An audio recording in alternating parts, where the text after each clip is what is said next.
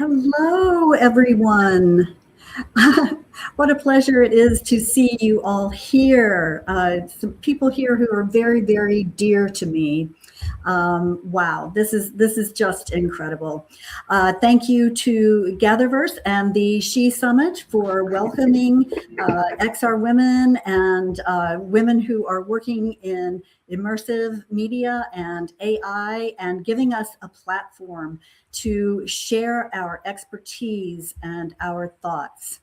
I would like to acknowledge that our title of our panel is Women Guiding the Future of the Connected XR World.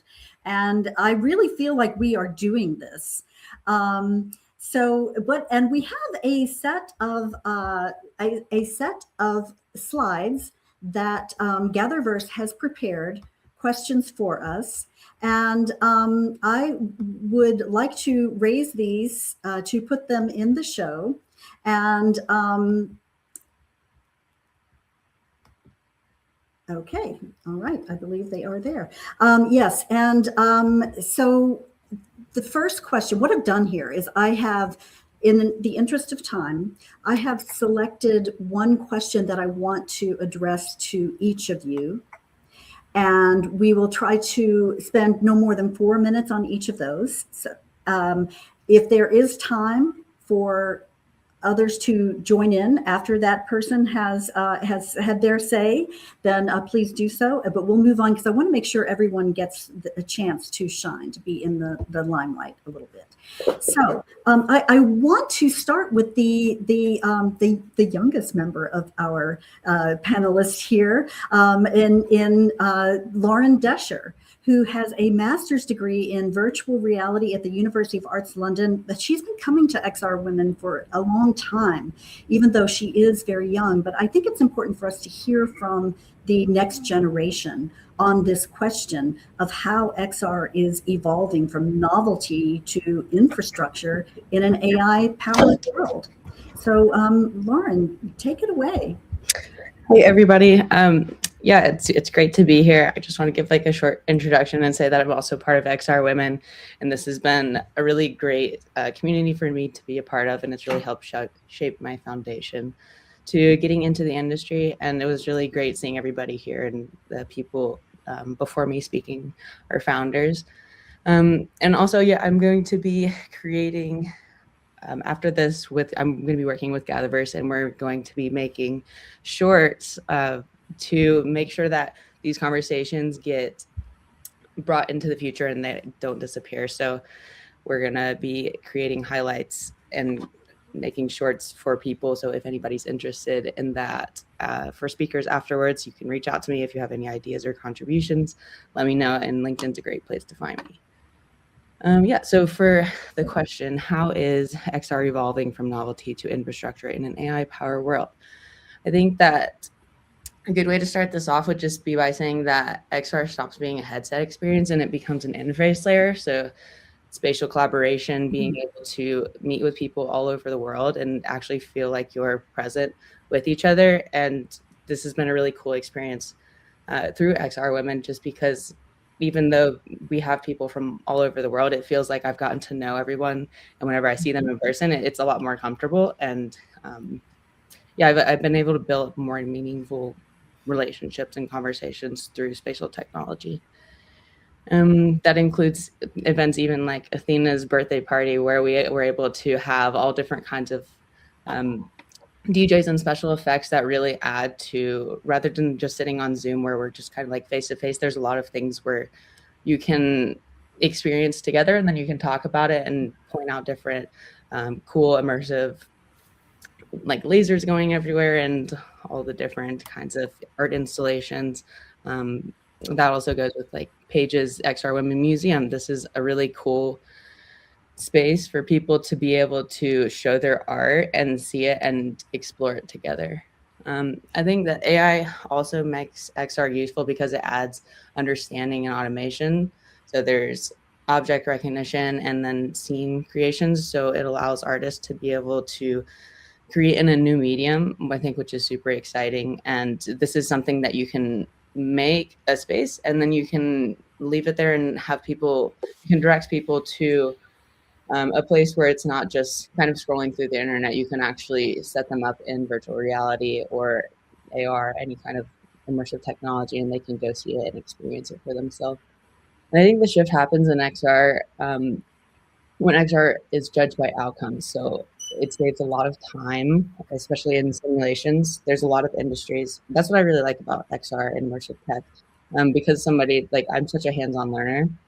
So for me, repetition and being able to do something over and over is how I learn best. So I think a good example of where XR is really a powerful technology is through repetition. For example, like heart surgeries and even simple trades like plumbing and stuff like that. You can practice this skill over and over, and there's a lot of time saved, and the margin for damage that could be done in the real world isn't so, the risk isn't as the stakes aren't as high. So it's okay to fail, and it's okay to be able to do it over and over again until you feel comfortable that you've mastered that skill.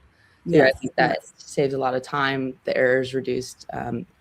It's also a good way to measure outcomes and success in VR. Absolutely. That's really important. Thank you so much for that, Lauren. Great perspective. For our next question, I would like to turn to Athena Demos, who is the co-founder and CEO of Big Rock Creative, and also she is the Burner Sphere. She's created the Burner Sphere, and she was the recipient of the 2023 XR Women Trailblazer Award. And so this question for you, Athena, is which leadership decisions by women will most influence the long-term ecosystem? Wow, that's a tough question. First, I just want to let you know, if you hear background noise, I am in Davos, Switzerland for the World Economic Forum. And I found this beautiful place with trees in the background and snow and mountains. And then the temperature dropped to sub-zero and everybody rushed into warm places. And so that's where I am, and everyone's in here and it's loud. So if you hear background noise, I apologize. So one leadership decision is that we all need to have a warm place to be. And I don't mean just warmth physically, but when we talk about metaverse worlds, XR ecosystems, it's the warmth of coming together, of having a sense of belonging, of being included. You know, we set the stage for what the community is coming into. Are they going to feel welcome? Are they going to feel like they have a voice and they can be heard? And so it is up to us to build that in to whatever we create. And Burner Sphere is an excellent example of this, where we're utilizing the 10 principles of Burning Man to give people a warm, welcoming place to go where they can radically express themselves and participate in a communal effort and feel like they're part of a whole, that sense of belonging. And that's really what I think is the most powerful long-term influence that is going to happen on the overall XR ecosystem. That's great. Thank you for that, Athena. And I know about the efforts that you've been making to lay down those philosophical principles and guiding principles for community and how we are as groups of people together in the metaverse. So thank you for your leadership on that. You're welcome. Yes. So for our next question, I would like to turn to Diana and Jerry. Diana is the Associate Director of the Africa VR Campus and Center, the Director of XR Girls Africa, and the recipient of the 2025 XR Women Real World Impact Award. So Diana, it's so lovely to have you joining us here tonight. So the question for you is, what will transform XR access and participation for women around the world? Can you hear me? Yes, loud and clear. That's a good question, Karen. And although I'm having troubles hearing you again. Can you repeat the question again, please? Yes. What will transform XR access and participation for women around the world? It's if you couldn't hear me very well, it's on the screen. Okay, I'm sorry, Diana is not able to hear us. Okay, we can come back to that question for Diana. I'm sorry that she's unable to hear us. So so for this next question, with which responsibilities accompany women guiding XR ecosystems toward inclusion and innovation? What are our responsibilities there? And that question I would like to direct to Charlene Nichols, who is the founder and CEO of Omniverse City. She's a metaverse pioneer and optical industry innovator, among many other things. So Charlene, please share us your thought about these responsibilities that we have. Thank you so much. Can you hear me? Yes. All right. Thank you, Christopher, for a third successful year. I appreciate you, Christopher, for making such a great space for all of us. Thank you for this question, Karen. When I think about responsibility, the word of 2026 word of the year for me, there's many, but there's one above all, and that's accountability. And I think as women, as mothers, as leaders, as teachers, as wives, as, pillars of our community, we've already assumed that role. It's like a part of our DNA to be accountable, not only for ourselves, but for everyone around us.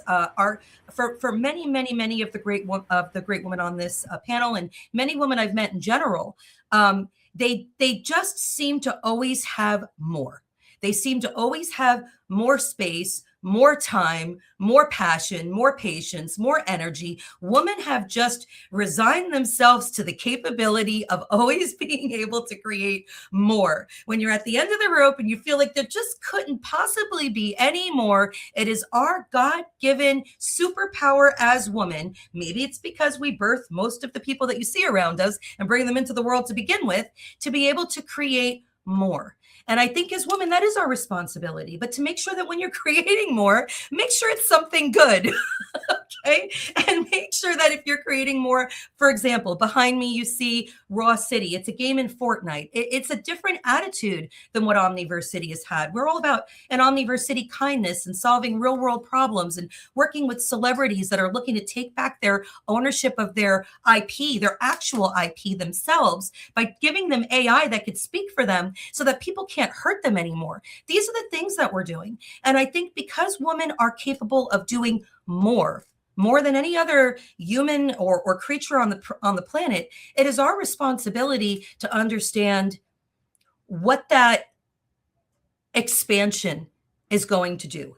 What is it going to create? Good, bad, and indifferent. You've got to always think ahead. We're always racing to create more and more and more, but you've got to make sure that there's the resources and the infrastructure to support that.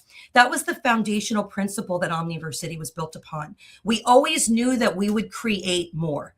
And we knew in the beginning we had a lot of liberties that we could take because there was a lot of space to build. It was hard to break things in the beginning because there was so much room to build. But we're at a point right now.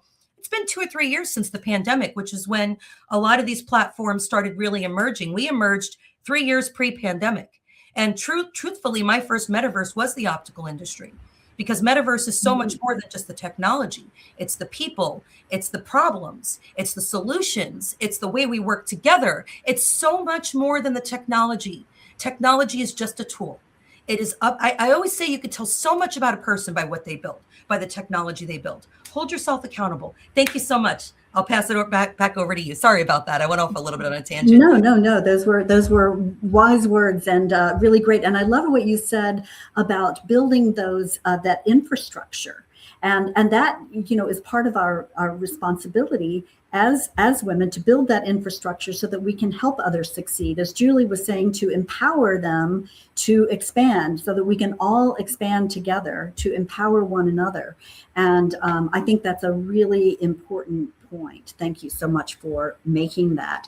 Now, for our next question, I don't see Juliana Lowe here on the screen, but I know that she is present. So I'm going to move on. And There is Juliana Lowe. Okay, wonderful. Juliana Lowe, an immersive artist and designer extraordinaire. And she was one of the first people who started coming to our XR Women events and participating in them. And we've seen her create incredible spatial narratives over the years. And there's much more to say about Juliana, but I would like to turn to this question for her. Which structural barriers inhibit women's leadership and innovation in XR? Thanks, Karen, for that nice introduction, and thanks, Christopher, for having me. I'm surrounded by really good friends, and it's brilliant women. So, what structural barriers? Structural barriers, I think that there's a couple of them. I think there needs to be one. We need more money, right? So that's funding is really important, especially for people who are working in a pioneering space.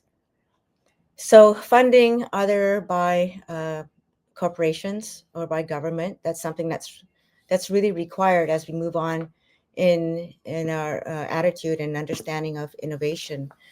I'm hoping that as AI, well, the promise of AI is that we'll have more time and we'll have more resources to build things, but maybe more of that funding and can be allocated toward education as well too.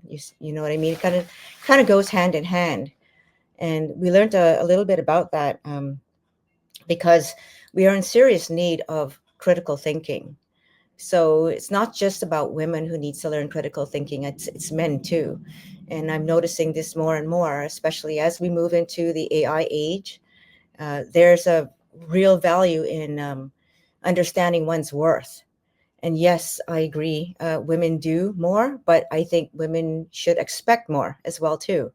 So that's at every layer. Oh, and I think it's not just women, but I think as we move into that XR space, we really need to have a sense of to embrace interoperability. So that's being able to move from place to place, different particular XR areas from AR to VR to without having that kind of friction that sort of prevented people from embracing this in the entire industry. We need to, as women from I represent a diverse group, we need to be able to, yes, hold ourselves accountable, but also be open to the different stories that have evolved, and not just to look at the hero's journey as, the personification of stories, but to look at cultural relevance and stories that can be told from different points of view. I think that's kind of really important in not only embracing the Western culture, but looking at other cultures as well too. And I got one last point. We need to put safety and privacy first. So in terms of like AI, are we speaking to you, Karen? Is that really you, Karen? Is that really you, Tricia? We don't know, right? And so that comes up. So having an understanding of the AI culture, the ethics of it, how do you use it well? I think that's kind of really important. And last of all, speaking to Athena's point, we really do need safe spaces and warm spaces and areas where we can laugh and grow, because without the sense of awe and wonder and play, it's really, really hard to get into the things that we're often asked. Thank you very much. Brilliant, brilliant, Juliana. Yes, and women do need more. We do deserve more. We give more. We want more. So I will come back to the previous question that was planned for Diana, but now I'd like to turn to Tricia Blake. Tricia, it is such a thrill to see you here today. I'm very happy to have you here. She is the Director of Communications for XR Women, and she is the CEO of My Third Bloom, a midlife and menopause advocate, and just a wonderful human being. And I'm so delighted to have you here today, Tricia. So can you tell us what you think about which inclusion principles should be embedded at the design stage for women in XR? Thank you, Karen. Can you hear me okay? All right, excellent. So happy to be here with all these amazing XR women. I'm so excited. So I think the first thing, I go back to a conversation I had with Sophia, I think when I probably first met her in person at when we were in Brooklyn a couple years ago.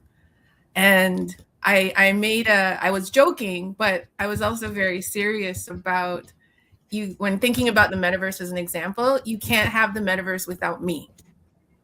And so, just trying to spell it out, me, you cannot have the metaverse without me. And if everybody came with that lens, inclusion really has to be designed from the outset rather than retrofitted, I think, after the fact. What are our, just even thinking about like what our defaults. So when I think of some principles off the top, Juliana was talking about, and even Julie in the keynote, just safety.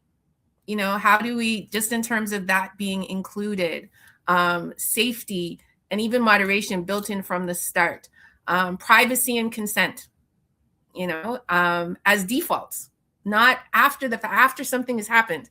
We're thinking about that. Representation beyond just the visuals, like we come with our own lens, and how do we look outside of that? Who's excluded? Who is not there? Who is not represented? When we think of just even embodiment, like how all of our avatars look the same, look the same in terms of body. And what if I have hips? I want my avatar to have some hips, I want my avatar to be, a little fluffy. let's say. But just thinking about voice, movement, embodiment, accessibility across languages. Even thinking about bandwidth, inclusion principles as it relates to even economic pathways. We don't really build for that. We're not necessarily thinking about that, up front. How does that support earning? How does that support ownership?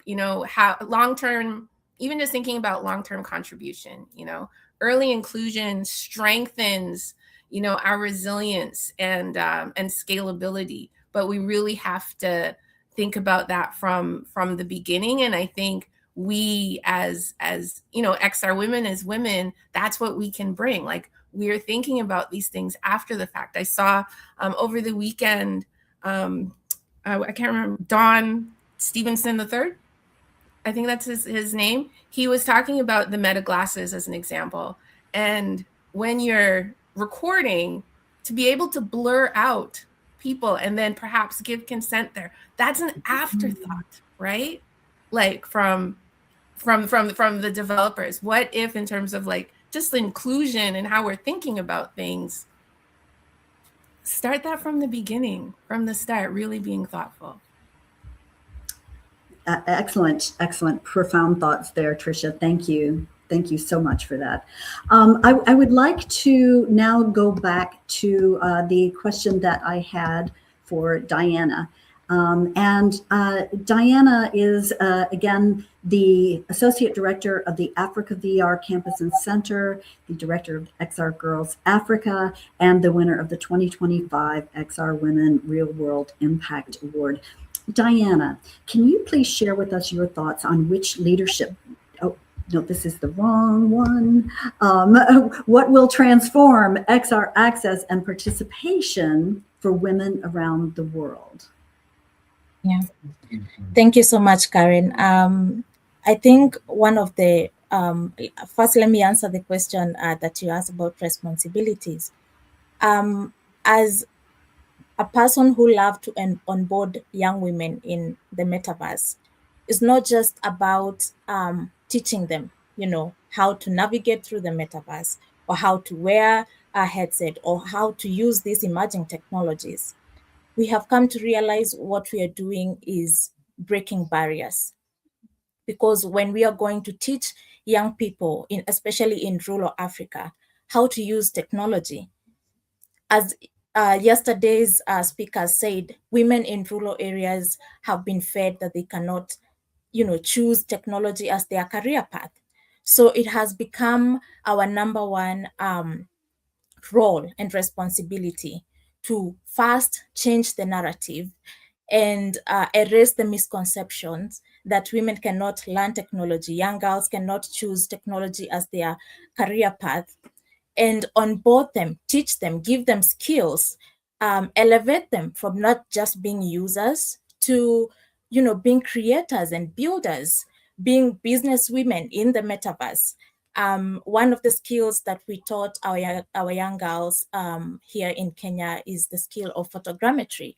I remember even saying that word was really hard for them. Sometimes we could call it photogeometry, sometimes we could call it photogeography, even writing it was so hard. But because they believed in themselves and they knew that this is the path that we should take, every morning when they come to the campus, they looked around to see which unique object can we scan and show people around the metaverse, right? And earn something from that. Because most of the time when you tell people, come to the metaverse, they will ask you, can I earn anything from it? That is one of the most questions that we face when you're talking about metaverse to young people. They want something that they can earn from. And so how do we bring them into this ecosystem? As women leaders, we should create, spaces that are safe for them, that will make them free to explore around and learn and meet new people and learn new skills. So I think that is one of the major responsibility that I feel as a woman leader. That's great. Thank you so much, Diana. And some of what Tricia had said before about bandwidth and making sure that we have access but providing those skills that will help to facilitate access for women around the world. What you're doing is really amazing. So thank you so much for that. Now I would like to turn to, and I will go through my slides here and hope I get to the right one. Okay, this is for Paige Danziger, who is the director of the XR Women Museum, the founding director of the Better World Museum. And I could say a lot of things about her, but I will also note that she is the recipient of the XR Women Real World Impact Award in 2023. Paige, it's wonderful to have you here today. Can you talk to us about trust building mechanisms and which ones most effectively establish credibility in spatial environments? Thank you for this question, Karen. I can't help but lean throughout this incredible community right here of wise words, from starting from diversity to creating safety and belonging to fostering listening and different pathways. So first, thank you to all of the women here on this panel for this. This is trust building. It starts with gathering, listening, creating space, and I keep going back to listening as being sort of a fulcrum of trust building.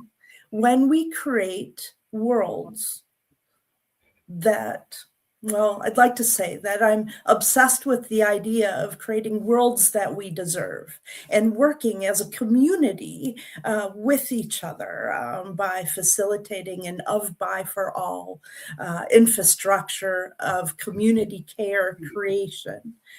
Coming to you from Minneapolis today, I think about how we create these care structures throughout our community, and XR can be an incredible building network matrix for that community of care. And it really comes from listening and being present with each person and making sure that their voices are amplified within communities and structures that traditionally inhabit and enforce constraints. using our imagination and being able to create space for our diverse imaginations as a collective, I believe creates a more holistic building mechanism for establishing credibility in spatial environments. So using an of, by, for all, and listening and diversity at its core would be my 3 points throughout building that trust. Wonderful. Thank you. Thank you very much for sharing that, Paige. The next question, and again, I'm so grateful to GatherVerse for providing these questions and these slides. This question is one that I'm going to skip over, actually, because I want to come back to it. And I think we've touched on this in a lot of different ways. And because we're coming here, we're representing XR women in a way here that that question is relevant to our presence. But I would like to turn to Katie Kavanaugh. And Katie helps educators harness the 5 powers of international films to cultivate globally competent, collaborative learners who hold the doors open for others. And Katie, maybe you can say a little bit more about yourself, but tell us a little bit about what you think with regard to the education gaps that require attention to elevate women in XR leadership. Yes, thank you, Karen, and thank you for your contact earlier too. I really appreciate your moderation and your expertise in this field. In education, I just did a quick chat with Claude to find out what Claude thought the problem was, Claude AI. And he spoke to early confidence erosion in math and computing in girls and women. So starting out in the middle school and high school area, which is where Screen 360 TV starts. We present short international films to classrooms that are brought together over time in geographical borders so that they can have a travel-like experience and experience what it is like to go abroad, to collaborate across diversity, because the conversation is the first step to collaboration. And so that they have that experience leading to innovation, which is across greater diversity to arrive at the most radical innovation. So we want to develop that mindset much earlier on in education, in middle school, particularly for girls who are having a burst of creativity and recognition of themselves at around 10 and 11 years old. And so they need to recognize their power at that point, and their power to visualize, especially. And so those stereotypes of childhood, when we direct girls towards the more typical caregiving fields, which we are still very good at, and which incidentally, healthcare and education is where we are and have reached parity, where there are more women in leadership roles, like 52% in education and 58% in healthcare. So that's pretty good. And so I think these are the areas where we continue to be strong and also apply more innovations like GatherVerses and VR, AR, but also to expand in the STEM areas and ensure that we are turning those stereotypes on their heads. I mentioned to Karen that I knew of an artist she's a UK artist, and I'm sorry I can't remember her name. I did a quick search for her. But I met her in Berlin, and what she does is bring adults to workshop for 3 weeks, and they change genders to experience the other gender's role. Now, if we could do that in encapsulated measures for girls and boys, and I'm sure there's some very edge-cutting educators out there now who do that, but to give that grasp of creativity from the other side through simple role changing, especially in this day and age when the physiological, well, let me change that, where we are recognizing the actual physiology of our genetics, and we are living them and allowing them to be expressed. That radical experience, and it need not be through VR, it could be through VR because that allows a more personal experience. It's just a note about that. With Screen 360, we don't use goggles because the looking to the right or left in the cinema, for instance, and watching the person beside you respond is really essential for creating empathetic connection. So we're a goggles off platform. And so back to the experimental gender bending, children already do that. Allow them to do that. I recall a wonderful Danish film where a boy discussed what was different with his education and the person who was visiting from another school. It was an exchange between types of schools.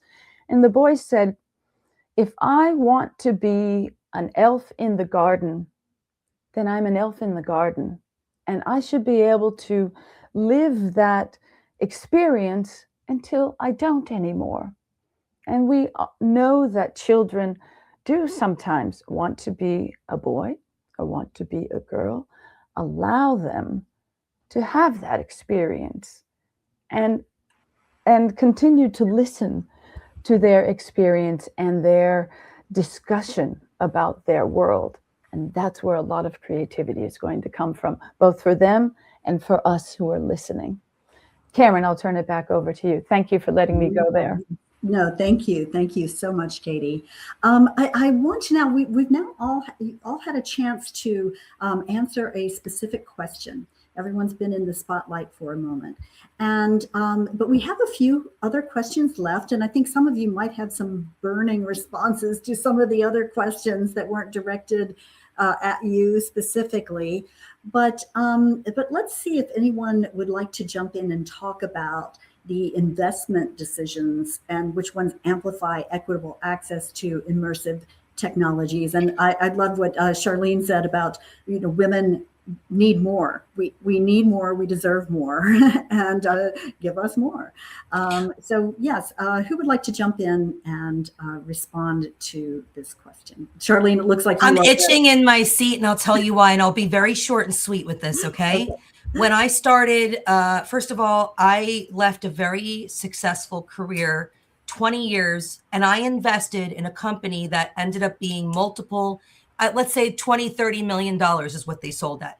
I invested 20 years of my life, even though I was an employee, in that company's success. When I left, I took everything, my return on investment, which is everything that I learned, and I took that and invested it in me. So I got an ROI for my job after 20 years, and I invested it in me. That was an investment decision. It was a risk. That's what investment is. It's a risk. Here I am now 8 years later. My biggest competitor is worth 20-something billion dollars. They just renamed themselves to Napster, okay? And they have lots of billions of dollars that people have invested in them. All along, I'm still here. I'm still my only investor. But if I was a good investor, I would say, what is my comp? What would I compare myself to? My only comp is worth multiple billions of dollars. Now, had I gone out to other investors and said, what do you think I'm worth?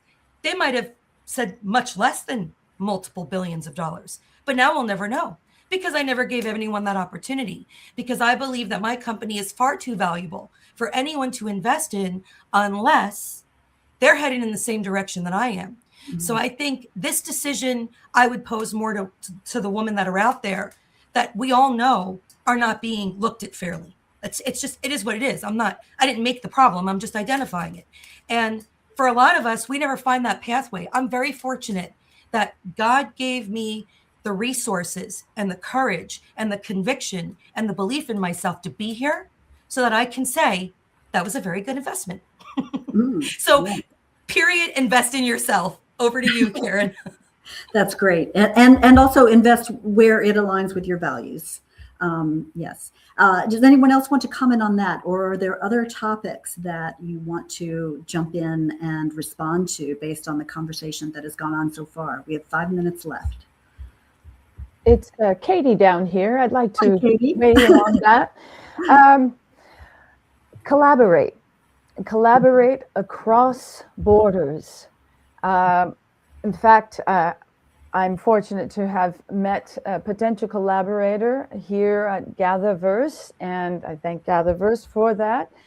And we are collaborating across borders because when you do that, set up a company in another country, then you can gain funding from that country. And when you do have a platform or a business that is international, you're going to need to do that.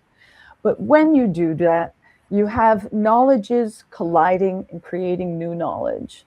So reach out to like-minded women and collaborate. Create a business in another country. You will be a minority in that country, potentially, but that's fine. Create your expectations, understand each other, and let that flourish. It's essential, both for communication and for innovation and for getting around the corrupt structures that are present in the world today. The structural barriers. Yes. That's thank you for that, Katie. And I think that XR Women, one of the things that we really want to do is to foster that collaboration, be a place where we can meet potential partners and find out what is going on and how we might work together. So I switched to this slide about which signals indicate healthy, inclusive community formation led by women. But I see that Paige has unmuted herself. Perhaps she has something she wants to say on another point.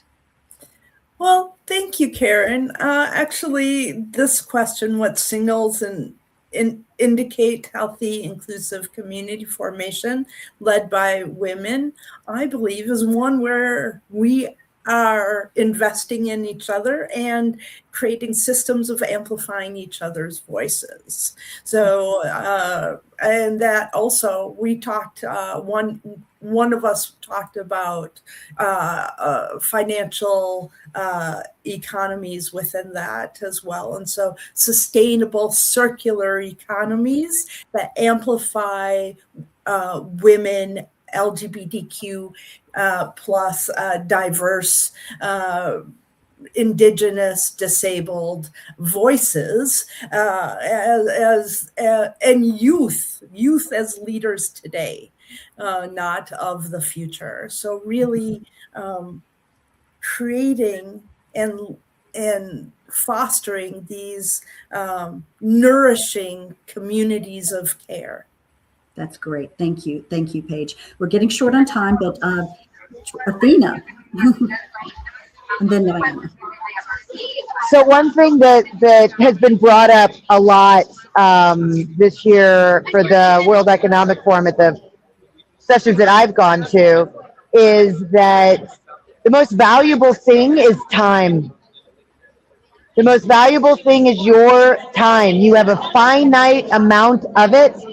You're born, you live your life, and you die, and that's all the time you get. And you don't actually know how much time that is. And that is the most valuable. And so you have to spend that time. We talk about time like a commodity. You have to spend that time doing the things that bring the greatest value to your overall community, to humanity, to society. And that will give you the greatest ROI.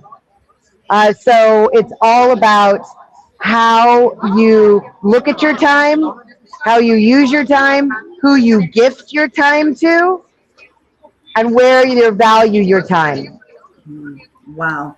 I would love to have the opportunity to take a little time to sit with that, Athena, because it's very powerful. But we are running short on time. And I saw that Diana had something that she wanted to say. Yes. Please, Yeah. Diana, go ahead. So when you are talking about a healthy community, especially in the metaverse, we look at active representation.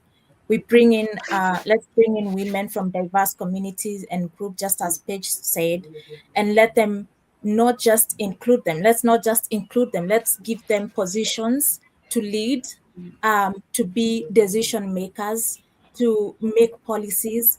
And with that, I think we will make XR empowered, not just to deepen the gap of inequality. Thank you. Thank you for Well, that. and Yes. my last thought, Karen, is let's not forget a lot of us are mothers, and if we're not mothers, we're aunts or we're parts Yeah. of community. We didn't talk about it a lot on this call, but it's something I'm very passionate about as a mother. It's what keeps me like focused. Is we're raising the future. Like we're influencing the future. I love what you're doing, Diana, but there's so many great people out there. Support these programs like Diana's, like these STEM programs. They really need that funding, and a lot of them are focusing on young women. We've got to really focus on the kids above Yes. all else. Yes. Thank you. Thank you, Charlene. I see Juliana is eager to Well, say. it's a really quick one. I was going to say that in this time and place in which we're living in, I think it's really important to keep empathy at the top of the food chain, because without empathy, everything crashes around you. And we're seeing that happening in our society. And I think it's really important to embrace that and to find ways in which we can still express that in however way that we can. Because at the end of the day, empathy is, again, in relation to everything, is as or more important. Thank you. With connecting us. Yes. Yeah. So we're supposed to be closing out, but I just want to give Trisha and Lauren a chance to, if there's anything else they would like to close out with.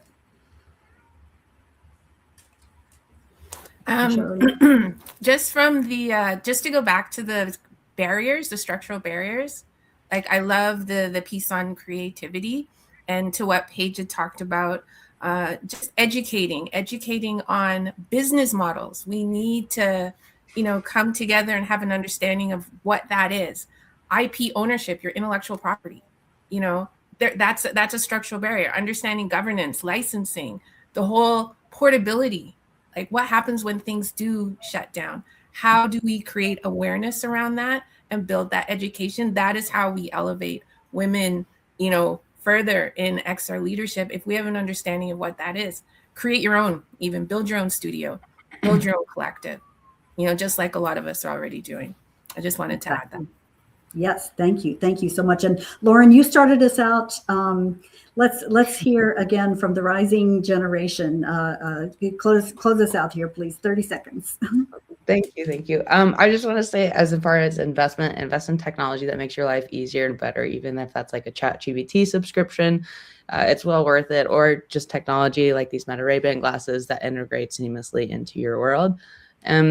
Yeah, so invest in yourself. And I just have really enjoyed being on this panel. It's great to see all my friends and familiar faces on the panel. And yeah, thanks everybody.